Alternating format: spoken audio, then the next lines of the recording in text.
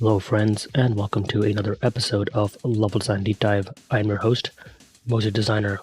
Today, we're going to be talking about asymmetrical level design from a multiplayer standpoint. More often than not, when you're playing a team-based level, the map is mirrored, giving both teams an equal footing of offense and defense. It's equally balanced for both teams, and it just is dependent on the player's skill to see who wins the match. Even if a layout is mirrored, there's still a lot of level design work and thinking that goes into it to making it feel balanced for both teams. But when a layout is not mirrored, how does a level designer achieve balance in the level layout to make it feel fair for both teams? That's what we're going to talk about today. I'm sort of speculating on these concepts, so feel free to call me out in the comments below if I'm missing something or I'm just you have a different opinion about asymmetrical level design. I love talking about level design, so let me know in the comments below. So to find common ground in what makes asymmetrical level designs work from a multiplayer standpoint, I think the first thing you have to look at is what I would call the core objective. The core objective, simply put, are the rules of the given game mode.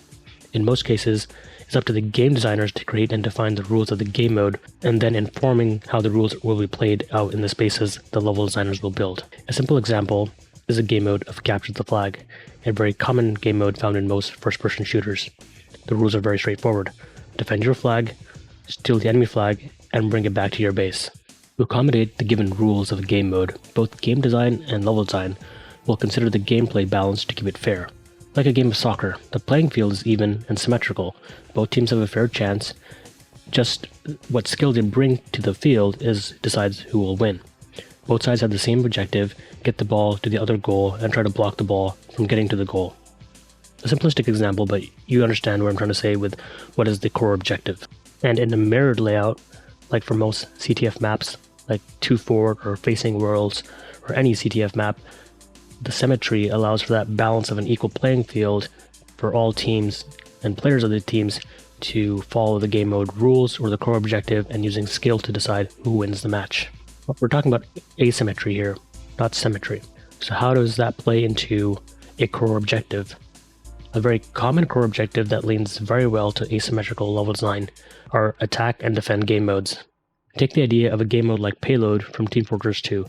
It's a very simple concept. One team has to move the cart from their base to the enemy base. One team is on the offensive, the other team is on the defensive. The core objective of this leans into the concepts of attacking and defending. With the core objective of attack and defend in mind, the team has a given role within the level layout, and those roles need to be accommodated, thus leading to an asymmetrical design which is not mirrored. This brings the idea of linear asymmetry.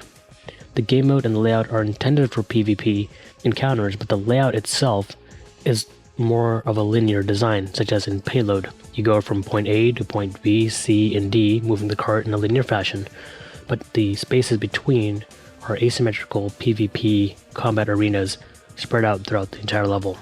Then there is the concept of a purely asymmetrical layout, where the map design has no symmetry, but still works for a given core objective. This is where maps like Dust 2 from Counter-Strike would fit in.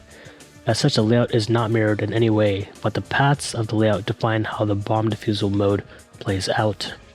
Most Call of Duty maps are not symmetrical in any way either. They're just usually a cool location that has logical sections that fit together to make the space feel alive and believable, but as such there is no symmetry between one side or the other.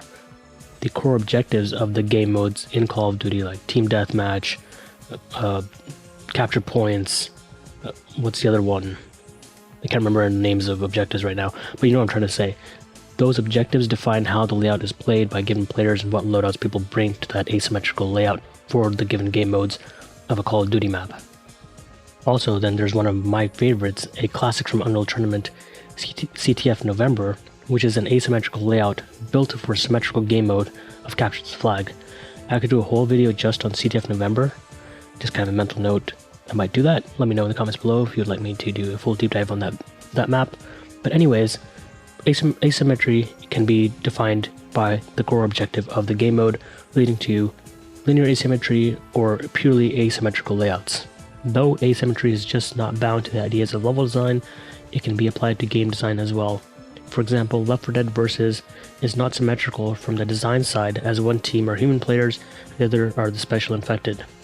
Regardless of linear asymmetry, symmetrical layout, or asymmetrical game design, they all have common elements, in my opinion, which allows for a sense of balance and fairness in the gameplay despite the visible, non-mirrored elements. Now, in my opinion, to create balance for asymmetrical level design, in general, I think you need to establish the following points, and those are your assault front, your choke points, and your defensive line. The assault front, this is a team's front line from where they are, in a sense, making a push to the next part of the map. Choke points are where the teams are bound to clash in a more confined space. And lastly, the defensive line is the point where the defense cannot allow the other team to move forward.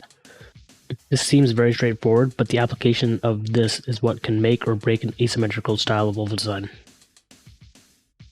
Looking at Bad Water Basin from Team Fortress 2, this payload level is an example of linear asymmetry, and at the start of the match, the red team pretty much goes all the way to the front door of the blue base to set up the first defensive line.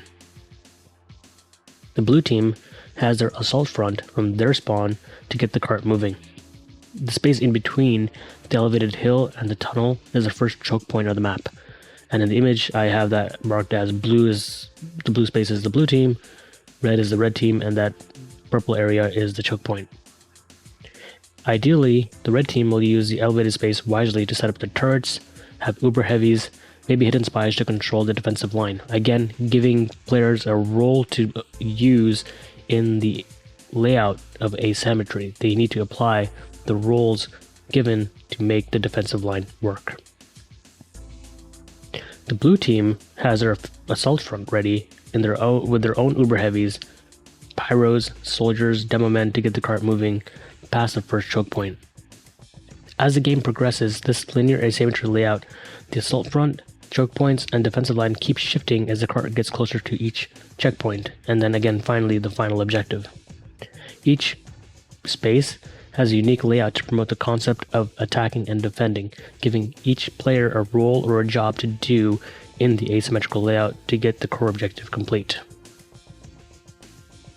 As I mentioned, I could do a detailed video for CTF November, mental note, but this map is purely asymmetrical in a very mirrored game mode, but it still has the concepts of assault path, choke points, and defensive lines that make this purely asymmetrical layout work for a symmetrical game design game mode.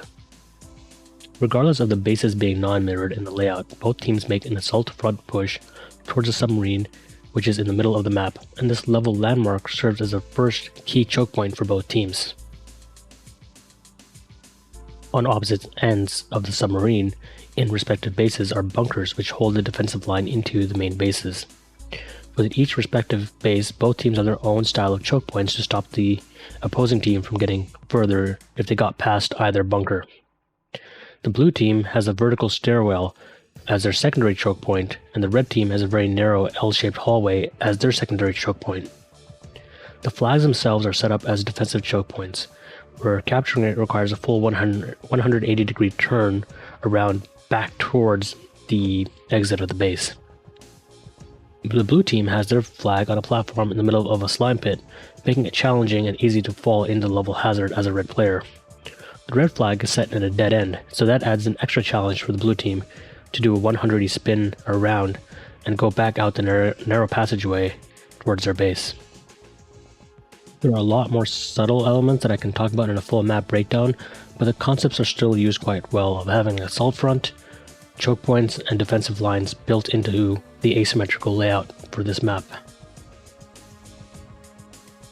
Those were just two examples, but go play any non-mirrored level for PvP and you'll see the elements of the assault front, the choke points, and the defensive line in the layout, and those positions change the way the core objective is played on a given asymmetrical level.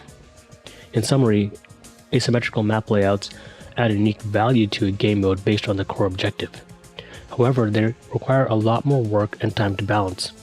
But that should not deter you from building an asymmetrical layout if your game or layout concept can use it correctly, as it's quite easy to fall in the trap of making part of the map overpowered or one-sided. The concepts I mentioned of the assault front, choke points, and the defensive line are seen in mirrored symmetrical levels as well. But understanding those concepts from a balanced mirrored map will allow you to make ideal and well-flowing asymmetrical maps. As parting advice, as a level designer, I would not recommend diving headfirst into asymmetrical layouts on your first run of making PvP map design. Learn what works from mirror designs, and then dive into the deep end for asymmetrical fun. I hope you enjoyed this episode of Level Design Deep Dive, and until next time, cheers.